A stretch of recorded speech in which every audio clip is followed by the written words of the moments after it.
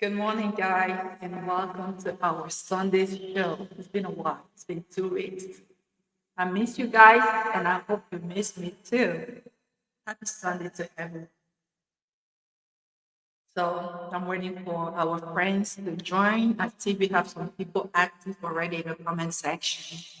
And this is our time to like and share. Especially if you're new to this channel and that you have not subscribed yet, please go ahead and do so. Okay. I see I have someone already here watching. Let me know in the comment section. Say hello in the comment section. Okay. We have an incredible show for you today. So I hope you're ready for it. Welcome once more. Hi, Luke. Hey, Mercy. Comfort. Sanusi de Sola. Sanusi, is this the first time for you? I haven't seen you before. Welcome. Phoebe is here. She's in the comment section already. And she is just here in the studio. Oh, sorry. Sorry, guys. Sorry. I am so sorry. I need to I need to mute my phone or something.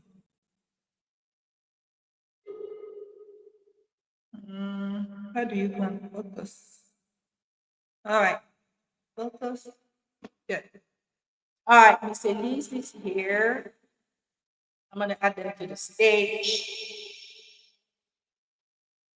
Hi, Miss Elise. Hi, Stevie. Hello, everyone. Happy Sunday. Happy Sunday to you, my sister. How you doing? How you guys doing? You're doing good. I'm good. Stevie, can you Uh, hear me? yeah, your voice is amplified. Sounds really great. My voice? Yeah. I have a can you see my new microphone? It's working. Yeah, I see. That's what I'm saying. I can feel that. It's really good. Yeah. Stevie, we cannot hear you, so I don't know if you can hear us. But Luke is in the comment. Bonsoir, madame. Hi, Miss Elise. Happy Sunday. I'm so happy to be here. Bonsoir, Miss Phoebe. Welcome to the studio. So, look in the comment section, said that my voice is echoing. Are you getting an echo, Miss Elise? Yes. I'm getting an echo from you, ma. So maybe What? you should just check your mic. But Miss Elise is not getting that. Are you getting that, Miss Elise? Is my voice echo? Yeah, yes, your voice is echoing and it's a bit low. I don't know if it's my phone, but I think it's No, low. I noticed the sound system. I just think it's just the microphone that is amplifying that. That's why I felt like it's a mic. But what they're hearing is an echo. They're getting an echo. Hold on. Well, me, I'm hearing a loud voice, and I think it's a loud mic. I don't know. Wow. Okay. I don't know. Let me so Miss Sibi, you're having trouble hearing me, right? Guys in the comment section, am I echoed?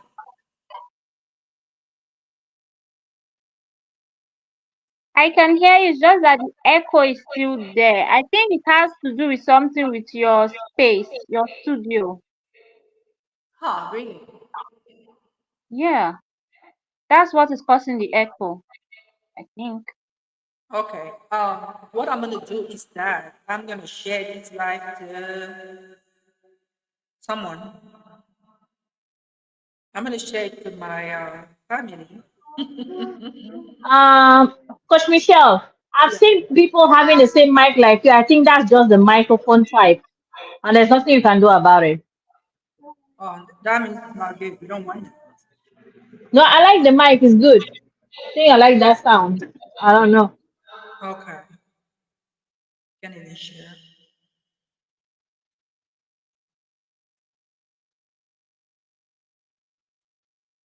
Maybe you just find a way to adjust it. I think there's something you can do to adjust it, but I don't think it's bad. But last time we used I used the same microphone and we didn't get an echo. I don't know if this is new. I'm just gonna ask you to me if it's echoing.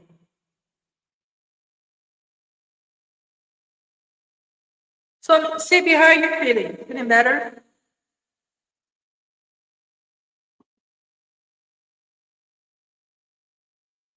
I'm doing great, ma. Thank you very much. How are you?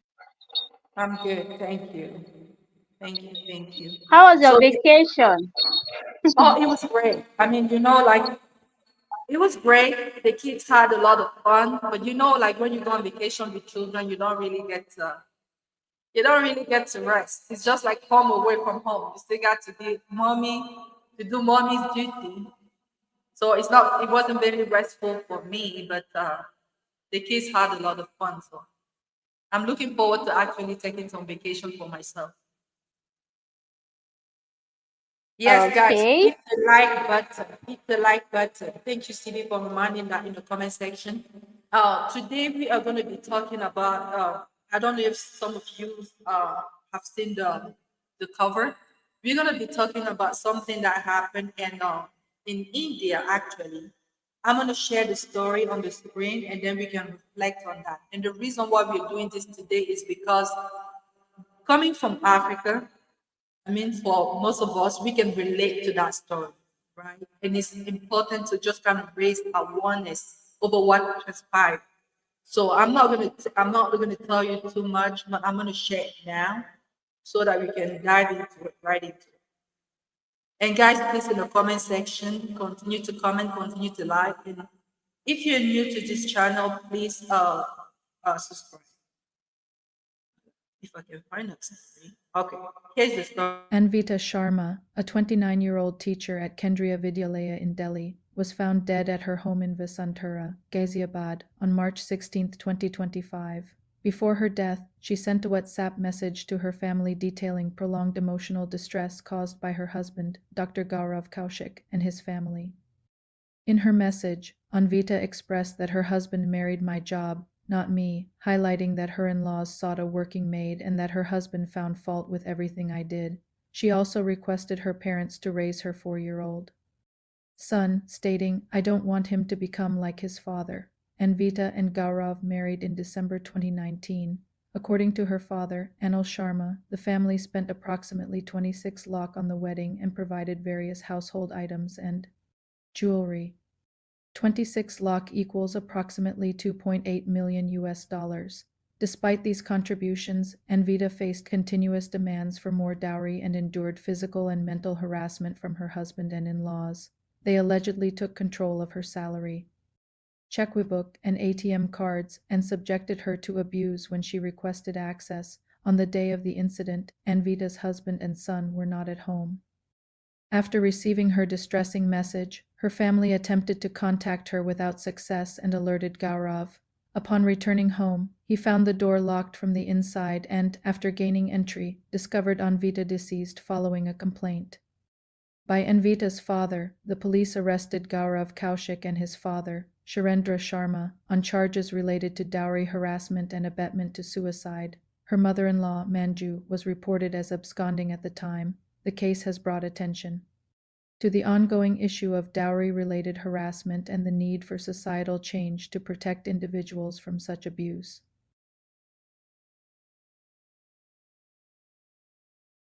All right, guys. Today we're going to be reflecting on the story of Envidas. May her soul rest in peace. So we see in this story that she's an Indian. She got married to this doctor. She herself was a teacher. And throughout their time together, they said they got married in 2019 and they have a 4 year old boy. Throughout the time they were together, they said that she never felt appreciated by her husband or her in-law. And in the last message that she sent, she said that she felt like her husband had married the job, not herself. And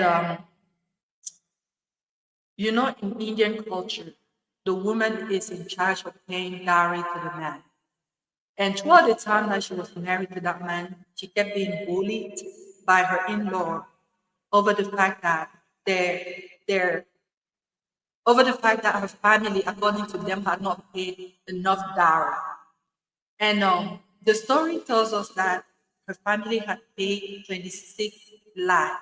And I did the conversion, which equals approximately to 2 million, 2,800 million of dollars.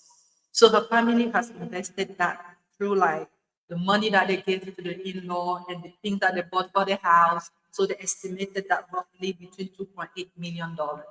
But her in-law were never appreciated. They felt like it wasn't enough, that they could have done better.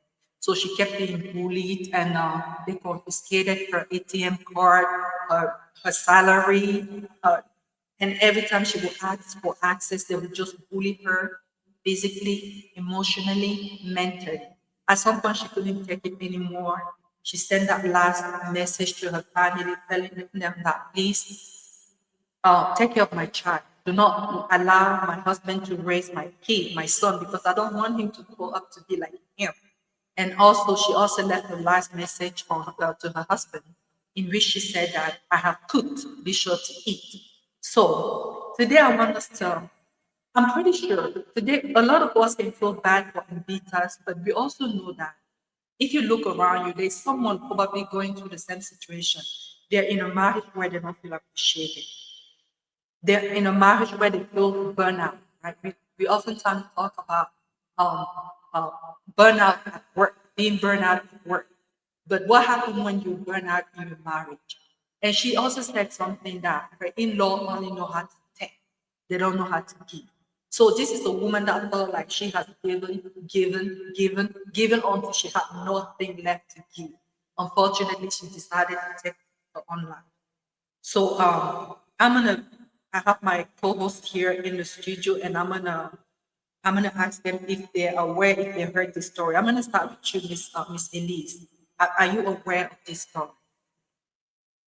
Yeah, I think I saw it last week or 2 weeks ago on Facebook. Yeah, I'm aware of the story, ma'am. Yes, ma'am. Okay. What about you, see? No, ma'am, I'm just hearing about it now. I just found out about the story. Okay. And look, are you here? Welcome. We haven't had a chance to welcome you and to say happy Sunday. Yeah, happy Sunday, man. Good evening, man. Okay, good evening. So have you heard of this story? Your your voice is echoing. The audio is not clear. I didn't hear anything. Oh my goodness. Okay. Is it echoing still for you, Sibi? Yes, it is, but I think I got a little bit of the story. It's still Okay. echoing, but I tried to listen to get the story. Okay, my husband also said that I am echoing. I don't know what I'm gonna do, guys. Echo. Is it better now? Is it better? Say something.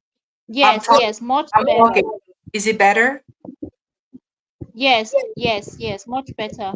Okay, so I have a little device here on my table, and I just noticed that there was a button that said echo, so I turned it to negative, you know, and so I'm hoping that it's better now. Yes, it is much, much better now. Thank you so Yes. much. Thank you so much. So Luke said that he didn't hear the story. I hope that other people heard the story. So the story is the story of Anvita. She took her life because she felt like she wasn't appreciated by her husband and by her in-law.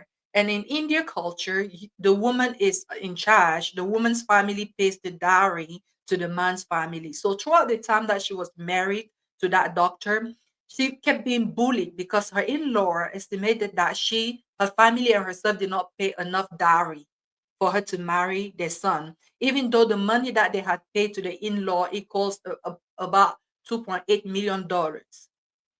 They felt like it wasn't enough, so they confiscated her salary, they confiscated her ATM card, and she said that her in-law just know how to take. They keep taking and taking and taking. They don't know how to give. And she got to a point where she felt like she didn't have anything left to give. and unfortunately, she decided to take her own life. Now, a lot of us here are from Africa, and I'm gonna start by saying that cultures are a little bit different from African than Indian, right? Like in Africa, for instance, the men are supposed to pay the dowry. We call it the bride price. The man are supposed to pay the man and his family are supposed to pay the dowry to the woman's family, right? But something that I can kind of put together, like that is kind of common to both culture, is that divorce, right? Divorce is not very common, and you kind of get stigmatized if you ever ask for divorce. And maybe this is what happened. So, but I'm not gonna go too much. I'm gonna start with you, Miss Elise. How does someone manages emotional burnout in a marriage? Because this is a woman that felt like she had given everything that she could give until she had nothing to give. And maybe there's someone out there who's facing the same thing. They feel emotionally burned out in a marriage. How can someone manages that? Well, I think that we should train our children to love themselves first of all. It's a thing of lack of training or ignorance. If you train your daughter that she comes first, even before the husband and kids, there will not be such stories. Never. If a woman put herself first, her mental health, her physical health, her emotions first, this type of nonsense, I call this nonsense.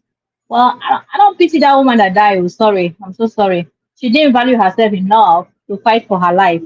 If you notice very well, when her parents came, they saw the letter. The man was arrested. The father-in-law was arrested.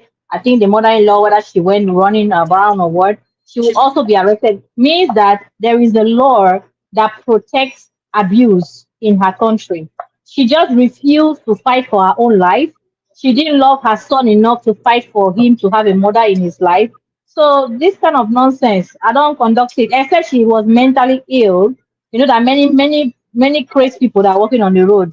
You think they're normal, but they're not. Maybe she had a mental disorder that made her instead of fighting for her rights, for her life, she decided to die. Because I think the way she died, her parents came with the police, they arrested everyone. If she would have explained this to her parents, they would have found like I know divorce is not really allowed in India, but they would have found a way, family meeting, negotiations in order for her to be safe. Because from the look of things, her parents care about her. So they would have either find a way because they are wealthy. Uh, $28 million, they are wealthy families. I think they would have come to a compromise or negotiation to make sure that their daughter is at peace wherever she is. So this woman did not love herself enough. So I would say number one, we should train our children, boy or girl, to love themselves first. You come first. God did not send you on earth to suffer for anybody, for any woman, for any man. So if you are not emotionally stable, that's already a sign for you to fight for your rights. Fight for yourself, fight for your life. You don't come to this life to die for people. She even wrote, I cook for you, eat. What kind of nonsense? That guy is crazy. Oh. That guy is not normal. Let me end here first. She's not normal. She's sick in her head. Well, we're gonna respect the dead, right? She's gone. May her soul rest in peace. But I know, like CB just said in the comment section earlier, that women are going through a lot, right? Maybe there's a woman also out there who's going exactly through this. She feel like, oh my gosh. But you said that her parents care for her, Miss Elise. The thing is that oftentimes, even in our African community, oftentimes we care so much after a person has died, right? Like this week, for instance, I was at work. I was talking with one of my colleagues. She's from India. And she said, we were just talking about the crazy things that are happening in relationship and that oftentimes women have to put up with. And she said something. She said that, in India, if, for instance, you don't have a job, you as a woman, you get married, and your husband maybe cheats on you, maybe he beats you up. Guess what? Oftentimes, your parents don't want to take you back. So if you leave that house, where are you gonna go? Like once you're married, you're married. That's it. No, but You know, Coach they Michelle, she said something. She said something. If you don't have a job, Why will you stay depending on someone? Why? I understand Why what will you're you saying. come? Okay. Yeah, I mean, I understand what you're saying. In this case, she had a job, but I just want to kind of, so that we can kind of understand where this family, where this society is coming from, right? Like having a parents that who will not take you back if you were to leave your husband's house. That is something. And then I remember another colleague, still an Indian. This was a few years ago, and she said, "Oh, we don't divorce. When you marry, that's it. You have to make it work. Divorce is not an option." Now, in a community, in a society where divorce is not an option, how does one cope, right? I'm going to go with you, CB. Like, let's kind of understand. Now she's not here. Her parents are going extra mile to do all of this. But do you think that if they were welcoming, if they had given her the sense that if things go wrong, you're welcome to come home, do you think she would have taken her own life? I'm gonna go with you, CB. How does one manage such a situation? Your parent will not take you back, yet you feel burnout in your marriage. Okay, I'm going to start by saying something my late dad used to say. May he so rest in peace. My dad would always say, any culture or tradition that causes you pain and discomfort is not worth it. It should be modified. They can, you can change it. You can change it. It's just like back in the day, they were killing twins, but now we don't kill twins anymore. So Mm, you see, we changed that. We were able to change that. So what my point is, I'm going to start with the fact that she didn't love herself enough. And then, as much as I want to blame her, I blame the culture. I blame the society she was born in. I blame their culture. I blame the whole stigma thing. And I blame the pressure they put on the women in that particular society. How can you say that she shouldn't come back just because she has been married and she's having issues and she can't come back home? I feel if there was this opportunity for her to go back to her parents and say, okay, mom, dad, I don't feel too comfortable in this marriage anymore. I can't do this anymore. If they have these open arms, like, okay, you know what, daughter, come back home, maybe, just maybe, she would have been alive today. And mm, maybe everything would just be like a testimony, maybe stories that she's going to tell people to learn from. But she clearly was depressed, she was sad, and there was no one that she could actually confide in or talk to.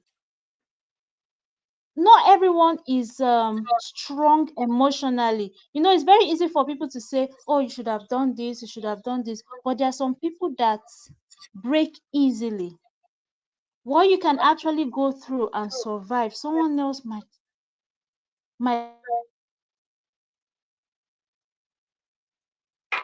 oh, you're breaking. CB, I don't know if you're still talking, but I can't hear you anymore. Guys, can you guys still hear CB? No, I think she has a connection issue. Okay, CB, so we cannot hear you anymore. All right. So CB was saying that society is to be blamed, right? I remember I mean we I'm sorry, I was breaking up. I'm sorry. yeah, now we can I'm hear back you. now. Okay, so I was trying to say the first. Okay, we're not talking about solution here, but I think this should be a lesson to other Indian women out there. You have to love yourself first. There's nothing you can't love someone more than you love yourself. That's where the problem is. Love yourself more than you love your spouse, because that's how you survive. That's how you walk out from toxic relationship and marriages. That's how you protect your mental health and your physical well-being. Because if you don't love yourself, how are you supposed to? There's something we call self-preservation in philosophy. If someone is about to poke your eye with a needle, you're going to close your eye, right? You're going to blink. That's called Of course. self-preservation. You're not Mm, closing your eyes because you're not closing your eyes just because you're afraid. You're closing your eyes because you want to protect your eyes too. And then so Yeah. you're not just, even if you trust the person, even if it's my mom that is about to put her finger in my eyes, I'm going to definitely blink. I'm not going to just be staring at her while she's bringing. So that's what we call self-preservation. You have to love yourself enough to protect yourself from the person you're married to. I think I've said this on the show before. When you're married to someone, you are literally saying, take my life. Do whatever you please with it, because as much as people don't want to admit this truth, when you marry someone, your life is in their hands. It's literally in their hands, so they can do anything. That's why you have to be careful. You have to love yourself. You have to check, am I okay mentally? Is my physical well-being threatened? Am I okay?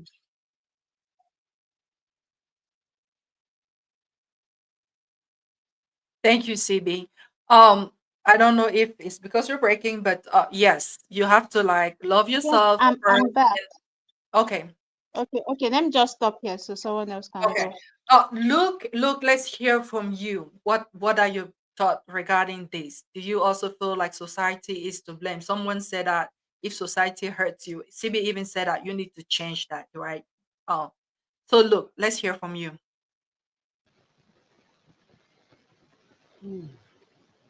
Okay, can you hear me? Yes. Okay, it's a really, it's a really sad story. Really sad story.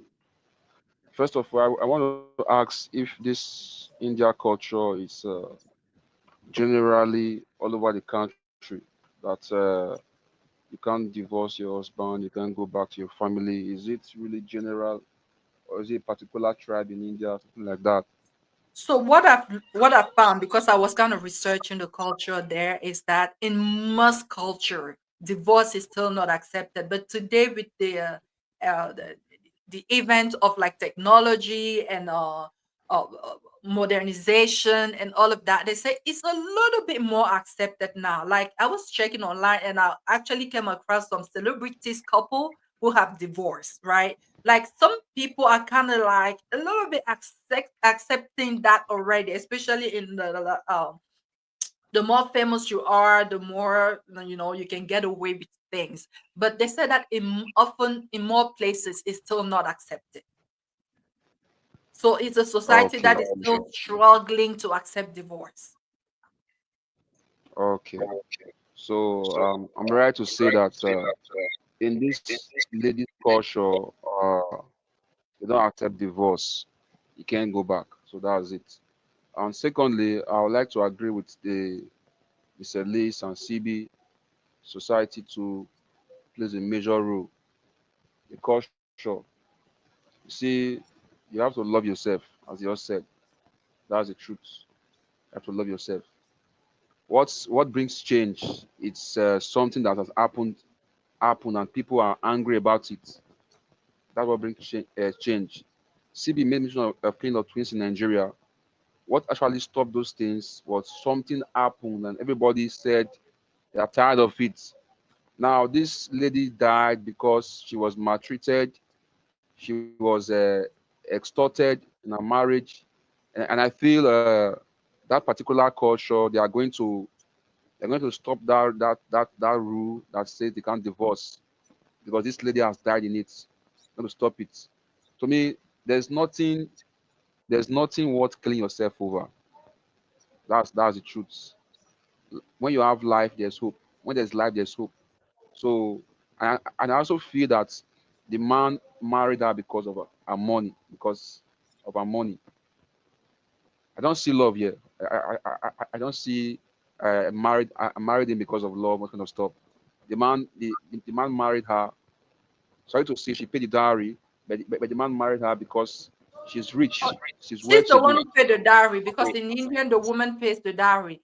And that's gonna take me to my next question. Like I had a guest coming to my show. She's a black woman from the United States living in Africa now, and we were just talking about culture. And here in the United States, for instance, there's no such thing as dowry, right? So do you all think that dowry is something that should be kept? Is that a custom? Is that a tradition? Because we see here that a big part of the bully that she faced, that she suffered from in that family, was because the dowry that her family had paid was not enough according to them. So do you all think that the culture and the tradition of dowry is something that should be kept? I'm gonna go with you, Miss Elise. I'm a fan of culture. You Okay. go to India, you follow that culture. Come to Africa, follow my culture. I think that is good in my culture. In Okay. Africa, that is good. And if if God wills it, and I travel abroad and I want to get married, I have to bring her here. I have to pay her dowry. But, Even if I'm not but bringing her here, I have to look, I've also pay heard her of dowry. stories of men mistreating a woman because he felt like he had paid too much. He felt like your family just ripped me of my money, because I paid so much, I've invested so much to get married to you. Now I'm gonna make you pay back, right? I've also heard some story like that. But thank you. Yes, You mostly. So, yeah. yeah, mostly. Sorry to say, particular culture, particular tribe in Nigeria. They complain a lot about it. Mostly, they tend to give their son-in-law a huge bride price to pay, things to buy, and when the man looks at it and said, "Ah, are you selling your daughter to me?" Stuff like that. And when he gets Mm. married to her, he tends to maltreat the lady. But Because that's it not the feels like, issue well, for you're me. like an object. If you I love bought you. somebody, Yep. Okay, thank you so much, if you Luke. love So, somebody, Mr. you can. Leeds, can you hear me, Luke? All right. So, Mr. Leeds, do you feel like dowry is something that should be maintained in our culture? Well, it's kind of a critical question because diary is diary, right? And when you meet a woman, when you ask her, what's your name? Where are you from? You have to go and search before you fall in love. You have to search. That's the investigation period. Where she's from, her morals, her values. You have to search how diary is performing in their place. You will not stay with a girl after 3 years. You say, I cannot afford it, it's so expensive. You knew from day one where she's coming from. And you know that there they will ask your head and your legs. You knew it, but you engaged yourself. Don't go for what you cannot manage. And number two, this it doesn't matter how much dowry is. Dowry is established by ancestors, and you cannot change it and say you want to run mad. So if you want to follow dowry, there's another thing that can back up women: human rights. It's not because you pay someone's dowry that you're going to abuse the person at home. No. The problem is that in Africa, there are laws that are not being applied. In America, you cannot slap any woman and get with it. They'll put you in jail from 5 to 15 years. You cannot abuse anybody. You abuse any man, you go to jail. You abuse any woman, you go to jail. It doesn't matter who you are. So if these laws, human rights, are being applied in Africa or in India, this rubbish will not exist. You cannot hold a woman's salary just because you're married to her. The problem is that in Africa and in this kind of countries, India, power belongs to men. Women have no protection. We should accuse the system and not the people. If there's a system like in America and in Europe, you slap a woman, she goes for medical report, she puts you in, even the state where you live can take the man to jail. Even if the woman does not file anything, the state will follow him and put him in jail where he belongs. And the state will put restraint orders. We can manage mad people if the system is ready to do that. So dowry is not a problem. You cannot tell me that because you went to my village, you pay dowry. And parents, you know why some people manipulate people? Number one, there's no law. Number two, poverty. Poverty. You cannot be a man and be so irresponsible and think that you want your daughter to go and find a rich man. You yourself, you cannot pay your food, you cannot pay anything, but you want your in-law. How yourself? You want your son-in-law to take care of you. How will he respect you? If you are a father, you fail as a father. You cannot school your children, you cannot feed your family, you cannot do anything. But you call yourself a man. Man where? The reason why people don't respect people is because they are failed as parents. If you have your money is enough for one child, born one child and give them the best life, so that in-laws will not come and insult you tomorrow. Men treat daughters anyhow because the parents are poor. Can you take Dangote's daughter and beat her? Can you take the current president in Nigeria's daughter and beat her? Who born you? You know fit. If parents are irresponsible, they keep on having children because they believe that among those children, one of them will make it and save the family's name. What kind of madness is that? We should go back and re-educate people. What is it to be a parent? You are the one that decide you want children. Those children did not send you a request to come to this world. You decided to make love and have babies for your own sake, for you to be called father, for your honor. So it's your responsibility as a father and mother to give education, good health, and independence, financial independence to those children. Until they are financially independent, they are your responsibility. Until then, you have to take care of them. If you fail, they will treat your child anyhow because you yourself, you fail your child. So, children that are treated badly in marriages is because parents don't love their kids. Anyway, they don't love themselves because if you don't have 3 square meal and you want to have a child, it means like you are a wizard. You cannot eat. You want to bring another person to come and suffer with you in the name of what? You and your wife, you had you it's difficult for people to have a 3 full square meals. What are you having children for? Okay, have one and manage. Have to and stop there. Because that child needs education, needs clothing, need a good life, normal life. But you cannot be saying, okay, you have 20 children, you only eat once a day. My brother, they have to put you in a psychiatric hospital. You are not normal as a father. Or you now your children will go, you see now children of 15 years, 16 years, they have iPhone 16, iPhone 15. The parents are there, the children leave the house, they go and be staying in men's house. Many women, children of 18, 17 are doing they're doing olosho for road because what bad parenting. Parents fail their children. If a father love his child, Coach Michelle, my daddy used to say, if my daughter has headache, all of you will have headache. I'll put my Bible and say I'll take cutlass. Then you will know that I have a daughter. You don't play with people's children. If a father tell you that nothing should fall on his child's head except rain, you behave. You will know that the parent will tell you that hey, this diarrhea is not refundable. And if you treat my daughter anyhow, you will see anyhow. You cannot treat the person's daughter anyhow. It's because these parents they sell their children and they are there because of the comfort they receive from these people. Poverty. Imagine now, Oga Luke is a millionaire. Go and marry one Sarah. Sarah is coming from a very poor home, and then if he's treating her badly, Sarah parent will say, "Ah, Sarah, stay there. Oh. You know, Luke is the one paying for your brother's school fees. Luke is the one paying for our house rent. If you go, what will we do? Please, Unfortunately, just be the living sacrifice for us." Until at least your brother reach university. Until at least let him send John and Marcus to abroad before we go continue. You see this kind of mentality? Witchcraft. Parents burning children, they can. You know when I say Oyibo did not do anything to African people, we are the one that stole our people. They will say it's a lie. You will see today's parent, the girl will come with swollen eyes. The parents will carry her things or call the husband, come and pick up your belonging and go. They're calling their daughter belonging. Is this African parents that are so selfish, so demonic, and very, very evil parents that sell their children to men that they know fully with proof that they're being manipulated, they're being beaten in these marriages, and they still want them to stay there. They prefer to come and take your cups in the name of material things. It's very sad. And these parents, they keep on doing it though.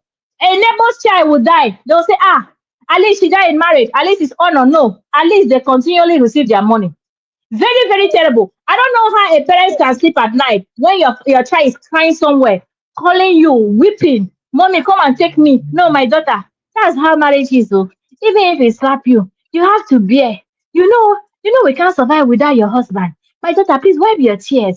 Even if he cheat on you, I may not cheating just because of the money they're getting from the man. So me, I would say is wickedness, pure wickedness, and these people should change. Change. Will that change? I don't know. Let me stop here for now.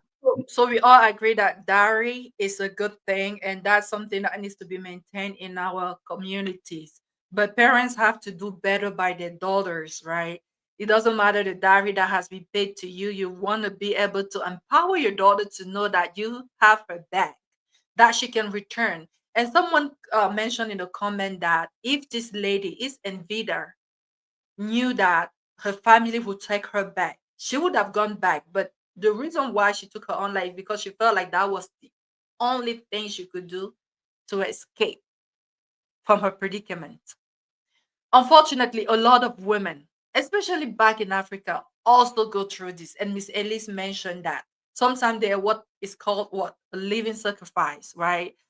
And not just that. Sometimes it's not even a matter of living sacrifice, but the stigma though. And someone mentioned in the comment that it's high time that our society start accepting that hey, divorce is an option, right? That it's okay. Someone can be divorced. I remember a few years ago there was this popular singer that died, and later on we found out that she was being abused in her marriage, and she was a gospel singer. And my thing was that a lot of people now empathize. A lot of people now feel sorry for her. A lot of people were like, "Why did she stay?" But I know the same people would have been like, "Oh, look at that gospel singer. She divorced. Oh my gosh, what a shame." Right? Especially when you have that religion that as a Christian we are not supposed to divorce according to the Bible. We're not supposed to do it. But some people feel like, okay, because I have this figure, because I'm this person, I'm this personality, I'm this pastor, I'm this gospel singer, I'm from this family, I cannot do that. I cannot like dishonor my reputation or that of my family. Now I need to stay. Now my question, I'm going to go back to you, Luke. In when someone finds themselves in such a situation, like your family will not accept you, your reputation will be damaged if you ever divorce, what do you do? What step do you do to save yourself from such a marriage? Look, are you here? Okay, you said what? Like when someone find himself in a situation where because maybe of their career, like imagine a pastor or the daughter of a pastor, the society where they are living in, and just a lot of things pressurizing them to stay in that unhealthy relationship. When someone find themselves there, what can they do to find peace, or maybe to save themselves from this? Imagine your parents are against you divorcing. The society is against you divorcing. Your reputation is at stake. What do you do?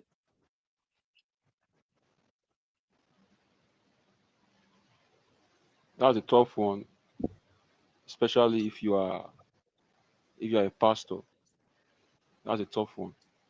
The Bible just guy says something. It said, adultery, except for adultery.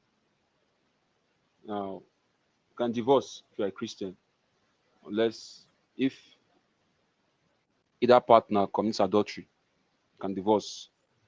So, All right. if So at that hold particular on. stage Before of you your, continue, if that, I want to throw this there.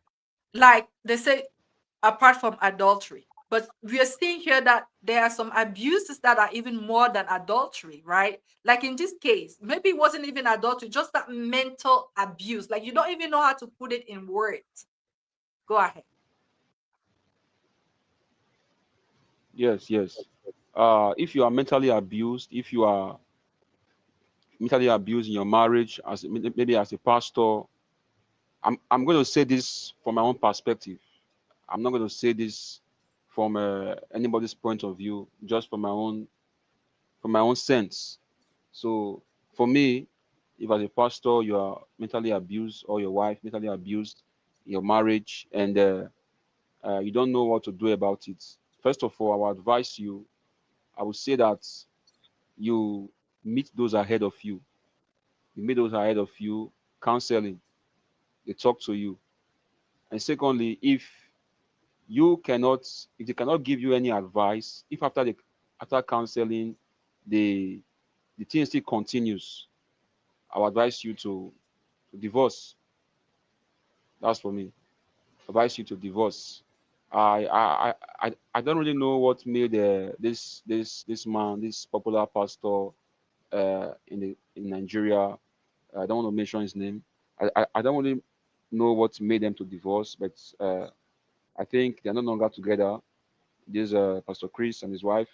Even this man in my neighborhood, in my area here, his wife divorced him. I don't really know what made them divorce, but maybe they didn't agree together again. They divorced. So if After meeting people ahead of you, you still feel abused in a relationship, emotionally traumatized.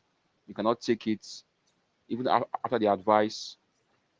You go separate ways for the sake of your life, for the sake of your mental health. You go separate ways. That's for me. All right. So I'm gonna hear from you now, CB. What would you advise to someone who feel trapped? Like they have no Okay, back. first of all, no backup, right? First Yeah, of like no all, no parents, no society support. Like everyone will just be against you if you were to leave that marriage. But you feel like you're okay, suffocating. okay, fine. First of all, my life over what anybody wants to think, or like I don't care. If I'm not comfortable, I'm leaving. The society will rant all they want, but they'll get used to it. And I'm even glad that I'm not even from a family where I will be told to endure a man's emotional or physical abuse. Ain't gonna work. Like, my mom will not tolerate it, my family will not tolerate it, and I know personally I will not tolerate it, any form of abuse. So, in a society where there is no support from mommy, daddy, or your family, friends, even the religious house, take a walk. Damn whatever they think. Like, I don't care. Take a walk. Put you first. Because when you're dead, they will just say, okay, maybe, uh, maybe you should have said something. People always come up with this talk, just like that gospel singer that lost her life. They said, oh, why did she speak up? So I asked somebody, I said, let me ask you a question. If Osinachi has spoken up, and maybe the only option for her was to divorce her husband, would you guys still call her to minister in church? No. That stigma will be there. Ugh, a divorced gospel singer. It will be there. They won't call her to minister. They will troll her and they will literally kill her career. So, Hmm. like I said, any culture or tradition that causes me pain, I'm going to damn the consequences and put me first. I beg. I know someone will say, oh, it's easier said than done. No, it's because you don't know me. I put me first every time. Coach Michelle, I used to have low self-esteem, very bad one as a teenager. But I read young people ask, and I gained self-confidence. And sometimes when you're actually standing up for yourself as a woman in this society, they'll say, it's like you're proud. Be humble, bring yourself down. So no, no, no, not when I'm being bullied or mentally abused. I'm not bringing myself down so that you can walk all over me in the name of this is how it has been. No, there's some things that should be changed, like allowing women to freely express themselves. That lady could not talk to anybody, and now she's gone. So the family prefers a dead daughter to a living one that is not married. That's obviously what they prefer. What will people say? Oh, okay, now she has saved their image. Now hope they are okay. She has saved their image. She didn't put them to shame by leaving the marriage. She stayed, and what kind of nonsense? Like, I'm so pissed. There's so much pressure. There's so much pressure on women. The impossible standards that we are supposed to meet. What is going on? Why do I have to be this? Why do I have to be perfect as a woman? I should be allowed to make mistakes. Women are human beings, we're not robots. We can make mistakes. We have flaws too. So, like, I don't get what's with all these impossible standards. A woman should do this, don't do that, do that. What is it? And it's And then just the hard. church makes it worse by saying, pray for what exactly? Pray for what exactly? There are things that require pragmatic solutions. It's not everything that you go down on that is spiritual. It's just like right now, if I'm hungry, I'm not going to start praying for the food to cook itself. I'm going to walk into my kitchen and prepare my meal. There are some problems that require practical solutions, something that we are supposed to use our common sense to do. That's why the Bible says, my people perish for lack of knowledge. The Bible do not say my people perish for lack of prayer. Lack of knowledge. We need to start on, we need to change the narrative.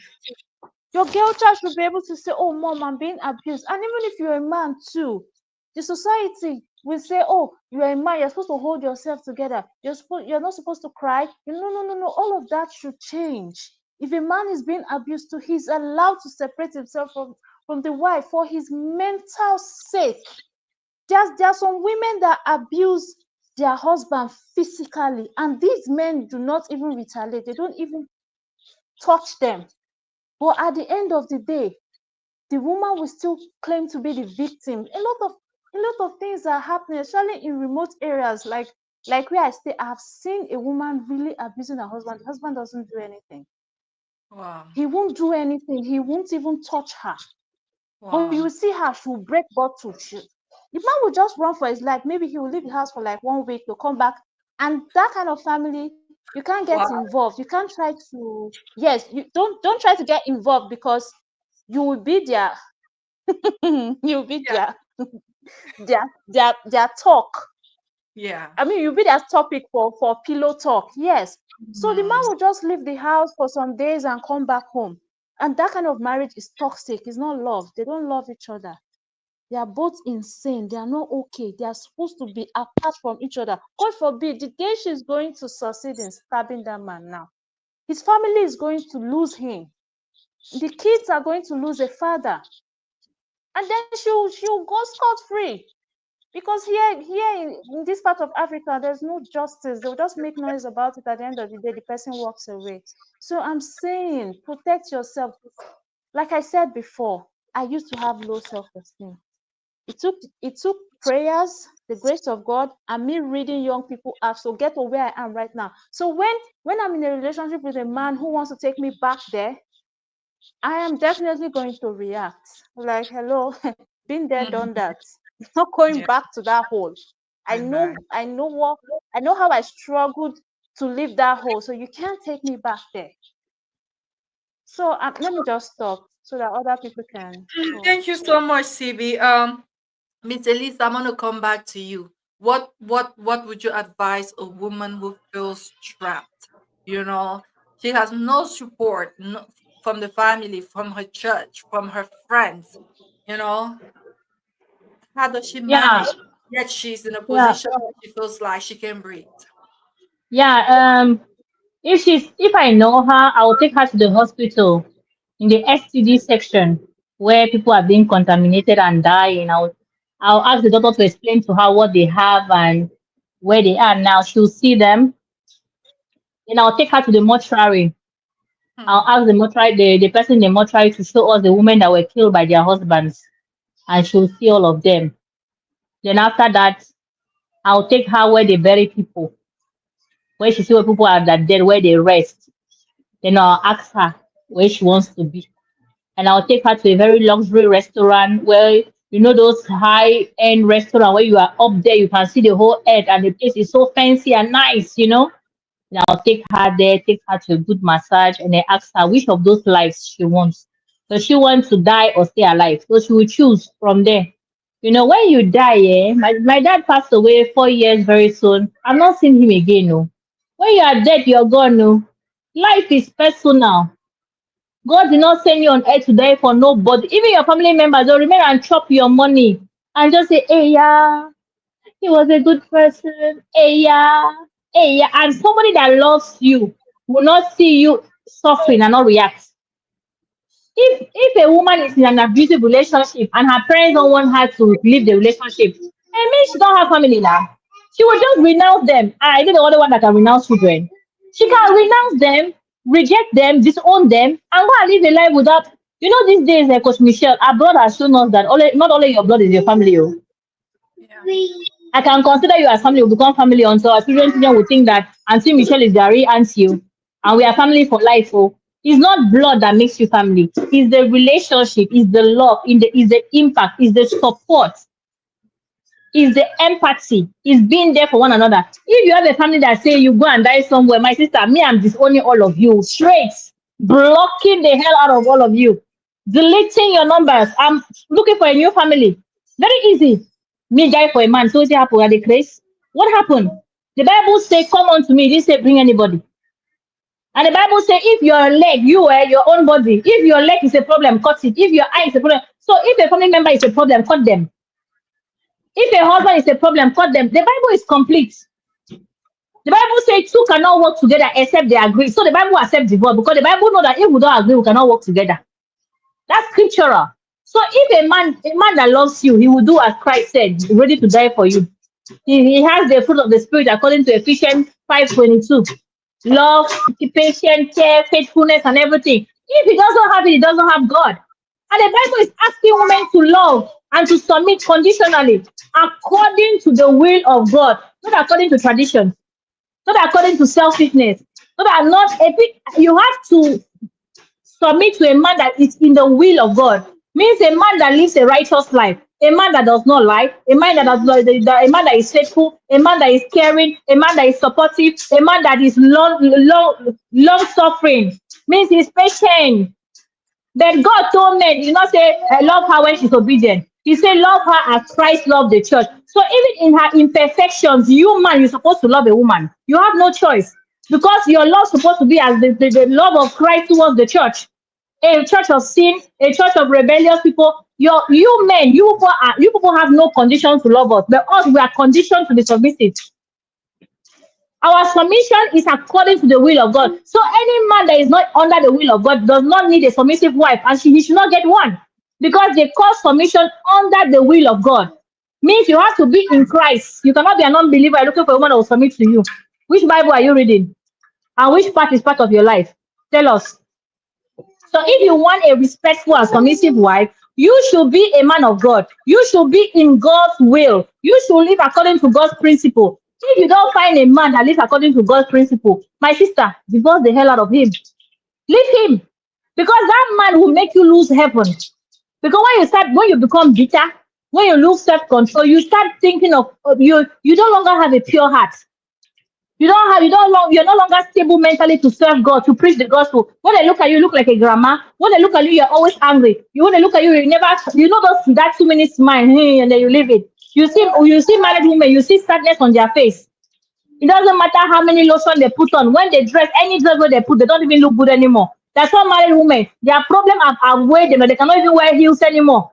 They now wear tennis. They now wear wages because they cannot wear heels anymore. They have so much problem. They cannot walk on heels because their problem has weighed them down.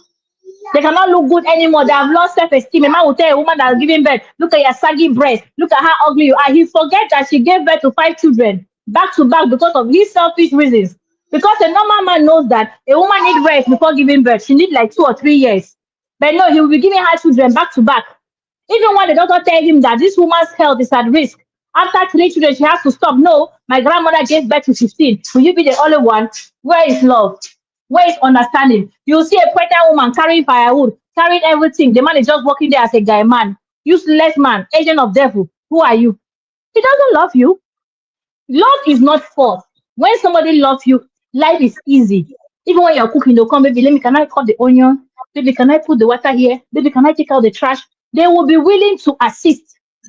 You be the one to say, "You to leave it now, yeah, leave it now." But he wants to try. Even if it's not doing it, he will just be there gisting with you just to motivate you. And you don't want him to touch anything, no problem. He's not a good cook assistant. He will mess up everything. At least he'll be checking on you, "Baby, this aroma is good though. Baby, how many more minutes? Baby," encouraging you. See the love. But you see men, they hate their wife. Even to smile with their wife is a problem. But when they go in church, you will hear, "Ha, ba, ba, ka, ba, da, da, da, da, da." Who are you praying? Shut up. Shut up.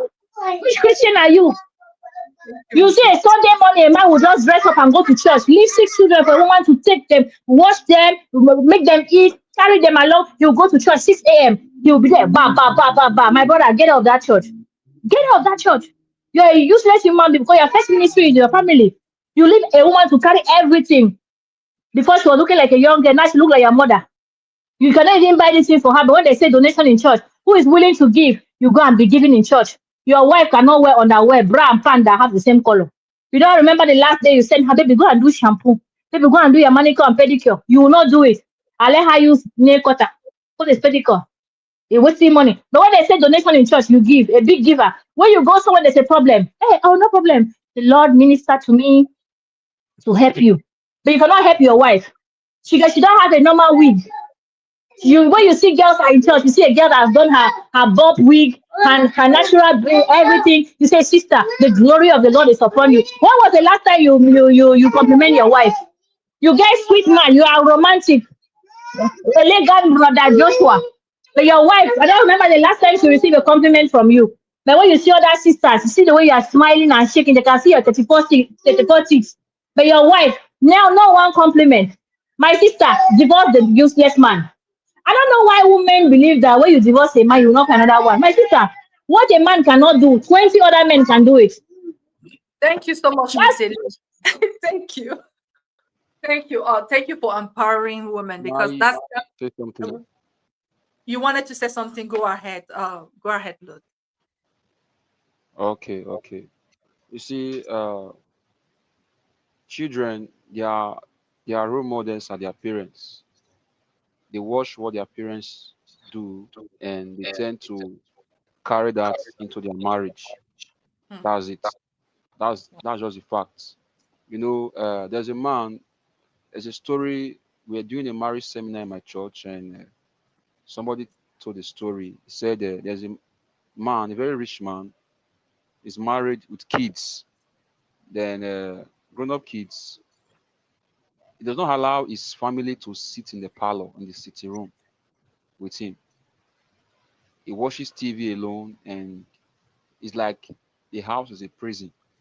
Hmm. Whenever he's coming, and his wife and his children, they hear his car horn. All of them, they take shape, they run different different rooms. Like when a cat is coming, the rats, they run. So this child, this his son, when the man is in the sitting room, he has a bell. When he rings that bell, it's for his wife, it's for his son, it's for his kids. Anybody can hear, they come, they attend to him, and it goes. So his eldest son got married to a pastor's daughter, and they were fighting the marriage. So the girl called his mother over to explain what was happening, and the the the mother was surprised. But you know one thing, the pastor's daughter didn't was not was not okay with him doing like that. He was it was against him, as in he was fighting against him in the marriage, because that kind of behavior he has not seen it in his father's marriage, his father's marriage. So when they asked the son, they asked the husband, what happened? He said, that's how my father was when we were growing up. So that is how I see marriage to be. I see marriage that a man is controlling, but my wife was against it. Till till now, when they talk to the man changed. The man changed his idea. You see, most of us, most children, they look towards their parents. They watch their parents, the way their parents live together. That's how they carry their marriage. I also see Mr. Lee said something about poverty. Poverty is a very big factor in Africa. Poverty. In marriage, poverty can make a man sell his daughter, even though it's dowry. In their mind, they are selling their daughter. Poverty is a very big factor. You see, in the neighborhood where I live, you see, something happened, and there's this lady, that has a daughter, and let's say she sold her daughter for money, for money, just for marriage, not Hmm. even finish secondary school. That's how poverty can be. Poverty is a very big factor in marriage in most families. You might think you are receiving dowry, but no, they are selling you.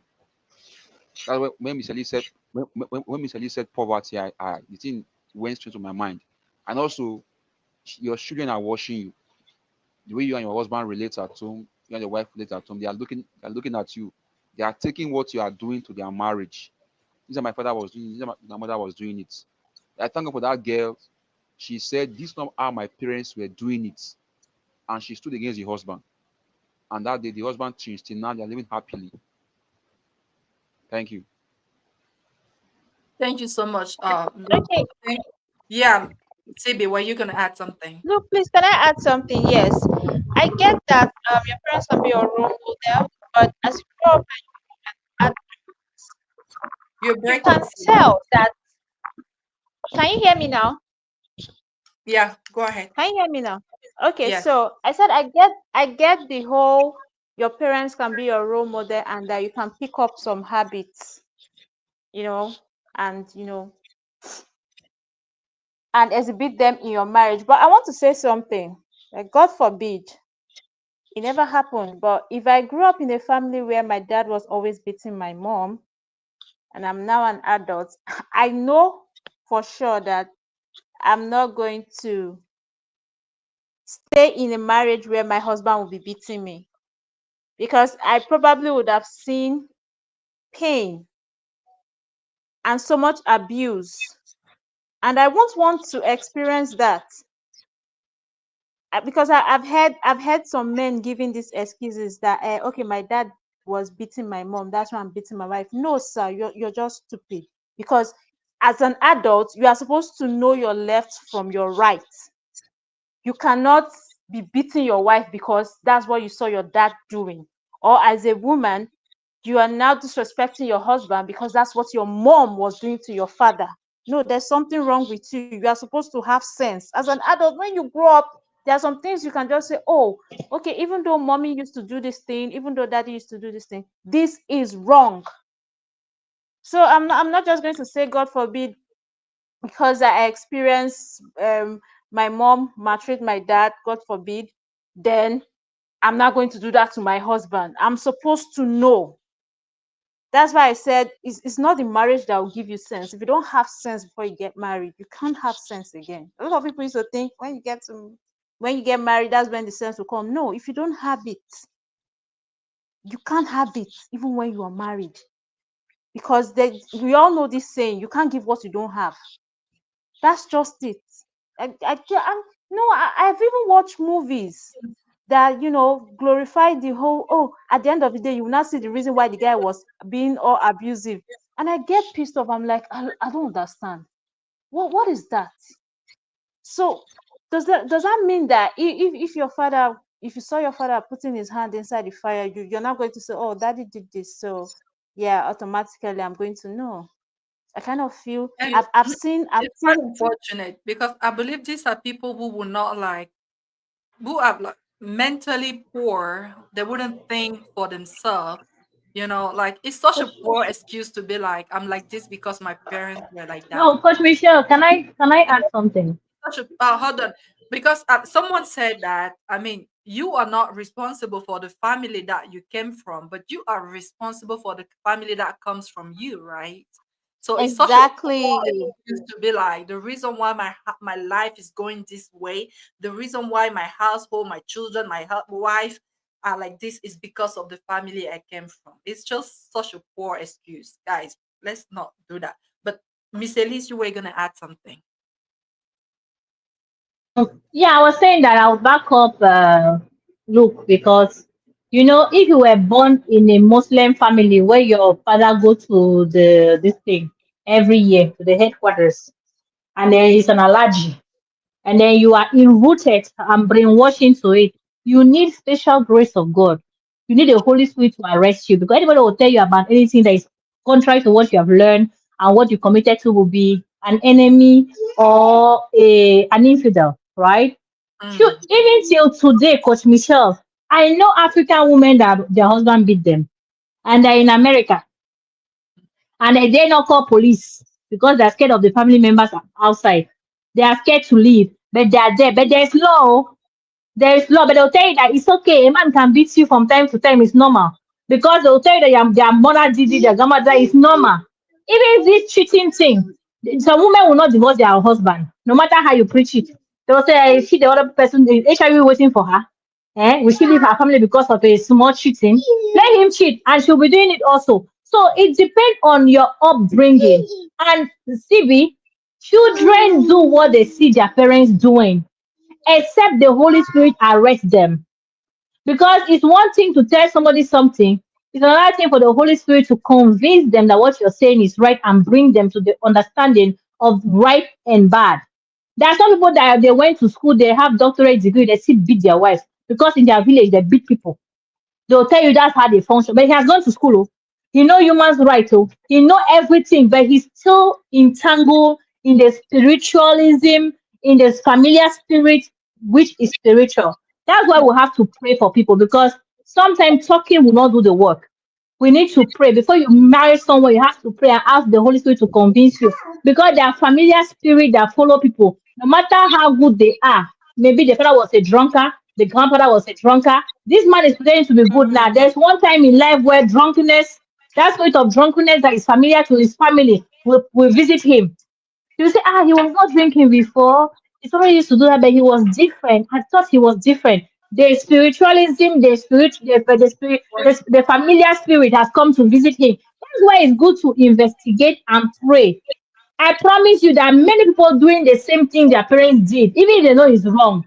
But because it's in them, it's spiritual. When they say you have to pray against spiritual type, against spirit, familiar spirit, it's because of all these things. So you know good because you were taught good, and the Holy Spirit have revealed to you the good things that you know. But some people, the Holy Spirit have not gotten hold of them yet.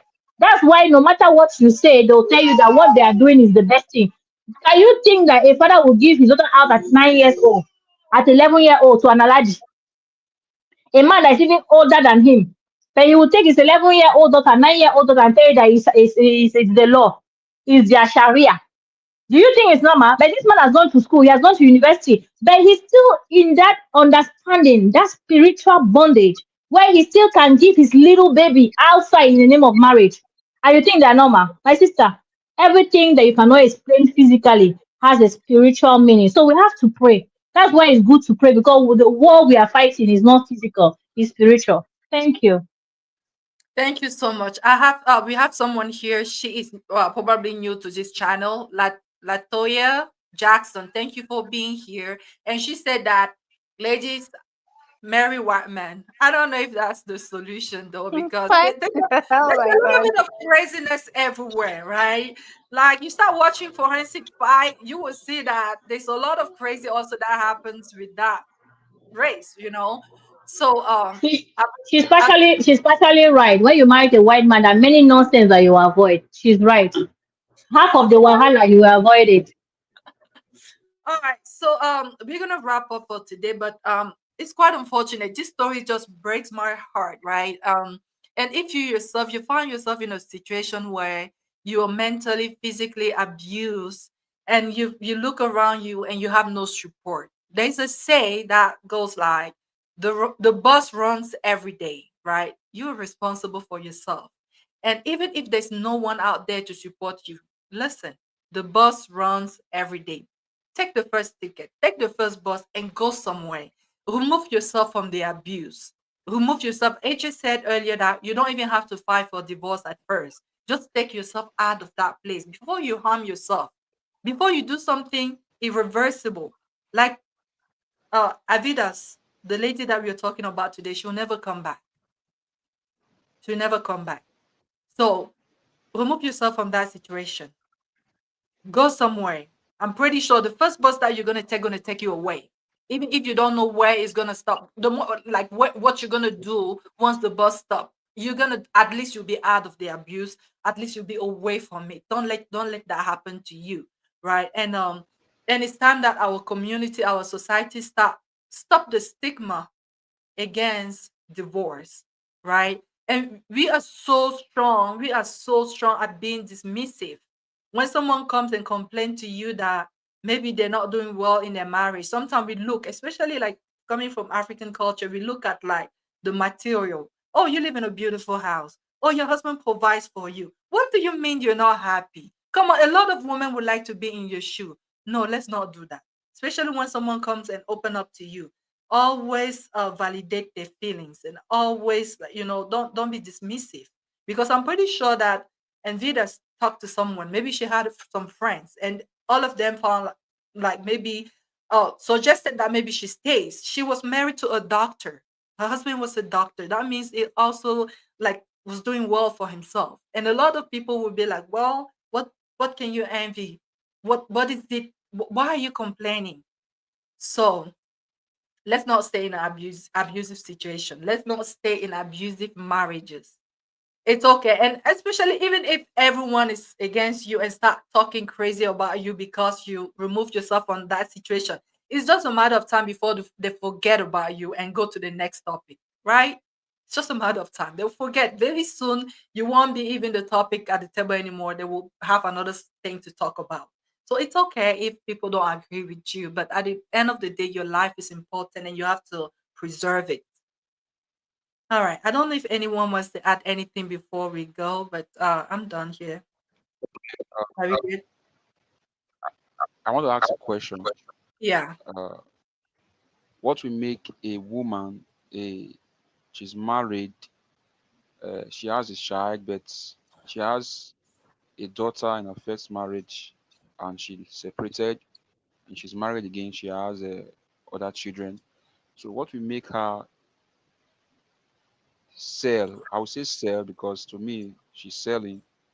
Give her daughter in her first marriage out, who is not even up to SS3 in Nigeria education system, or has not finished secondary school, because she's following a guy, and this guy wants to sleep with her.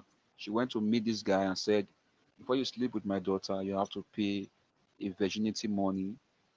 What will make a lady, a mother, do that to her daughter?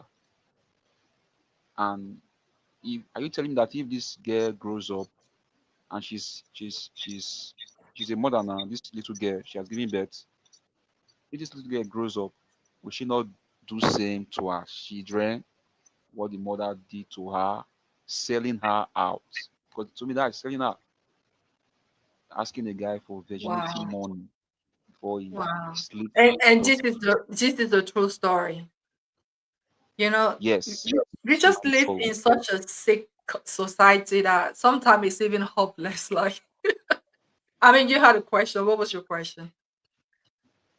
No, I said that was a question. I said, what will make a mother behave like that?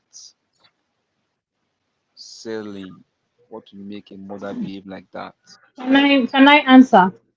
Go ahead and like I'm speechless. I don't know. Go ahead, Miss Yeah, Elise. let me. The answer is very simple. Poverty. My gosh. It's Hmm. very simple. Poverty. In Africa, most women they don't know their husband pay. There's two kind of poverty. There's mental poverty and there's financial poverty. Is it Her financial own poverty? is her own is Oh, general poverty. She's sick general. everywhere. Yeah, it's general poverty. Financial poverty can affect mental poverty. Once it's financial, it affects the whole system. So she's poor, it's poverty.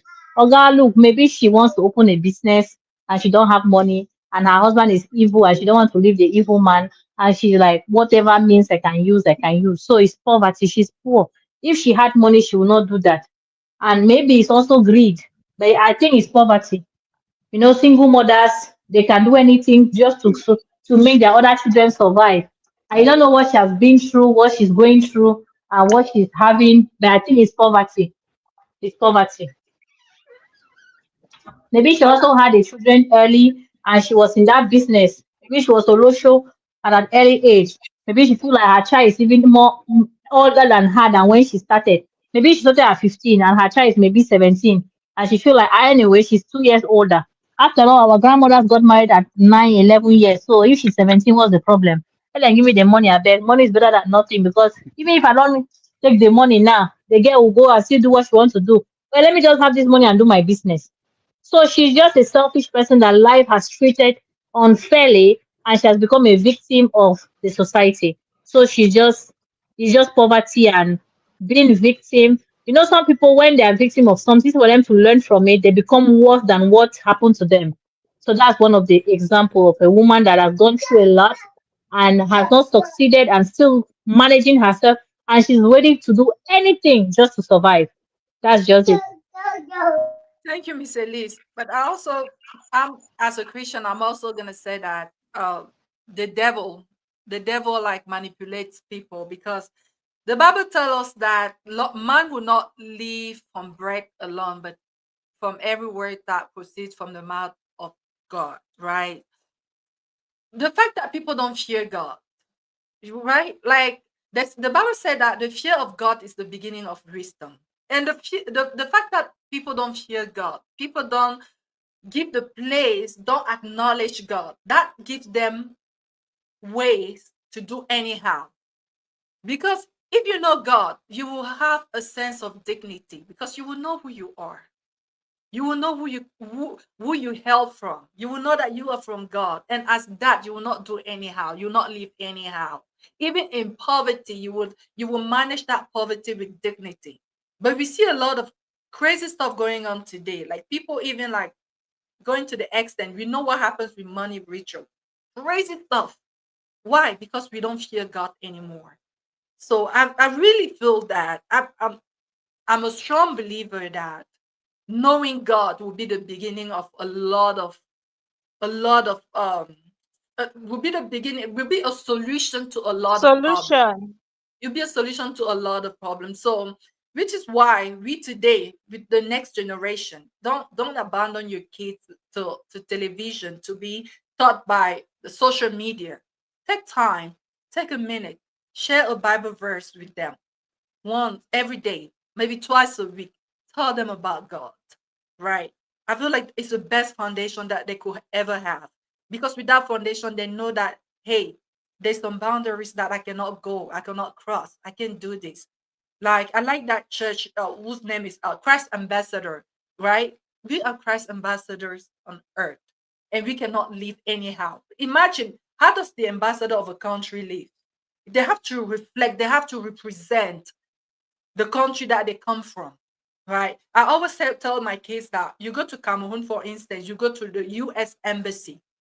Over there, the moment that you go, you cross the gate, it's like you are in America. It's so pretty, it's so beautiful. And I've asked them, do you think that the ambassador of that embassy will go in the street and start drinking with like everyone else? No, because they need to represent America. It's the same thing with us. We have to represent God in everything that we do. So as God's representative, you're not going to do anyhow. So I feel like this is the beginning. We should kind of go back to those basics, and that will help solve a lot of issues. But as I said, we're done for today. And thank you for being here today. Thank you for to everyone who participated in the comment section. Thank you to Miss Elise. Thank you to Sebi. Thank you to Luke. And by the grace of God, I hope that we'll meet here again next Sunday. All right, guys, take care. Love you. God bless you. Bye. Bye, ma'am.